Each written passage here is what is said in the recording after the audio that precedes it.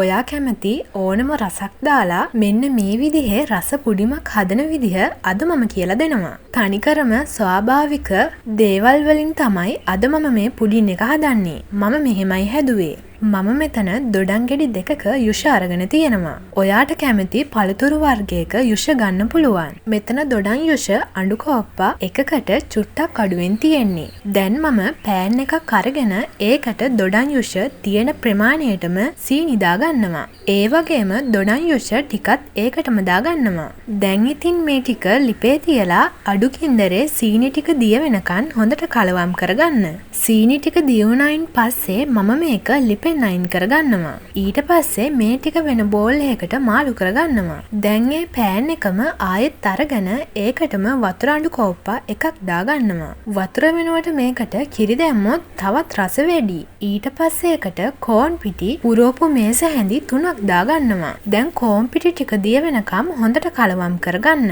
ඊට පස්සේ මේක ලිපේ තියලා හොඳට හැඳිගා ගන්න ඕනේ. අඩු කින්දරේ කලවම් කරගන්න. ටික වෙලාවක් යද්දී මෙන්න මේ වගේ පදමට ඒ වෙලාවට අපි මේකට කලින් හදාගත්ත සීනි දොඩම් මිශ්‍රණය දාගන්නවා. දාලා ඒකත් එක්ක මේ ටික හොඳට මිශ්‍ර වෙනකම් කලවම් කරගන්න. අඩු කින්දරේ ලිප තියාගන්න. මම ඔයාලාට මේකේ පදම පෙන්වන්නම්. මෙන්න මේක තමයි පදම.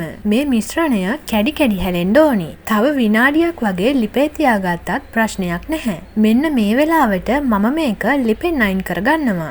ඊට පස්සේ බටර් ගාපු තැටියකට දාගන්නවා. මෙන්න මේ වගේ. ඊට පස්සේ මේක පිජ් එකේ යට කෑල්ලේ පැය 5ක් වගේ හොඳට සෙට් වෙන්න තියාගන්න.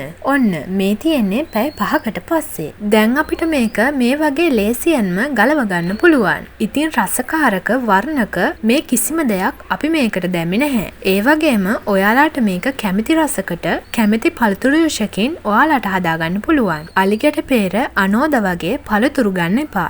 දොඩම්, ඇපල්, මිදි, දෙලුම්, ස්ට්‍රෝබෙරි, නෙල්ලි මේ ඕන පළතුරකින් හදාගන්න පුළුවන්. යුෂ තියෙන ඕන පළතුරක් ඔයා ගන්න. එහෙනම් ඔයාලත් හදලා බලන්න. මම ගිහින් යන්නම්.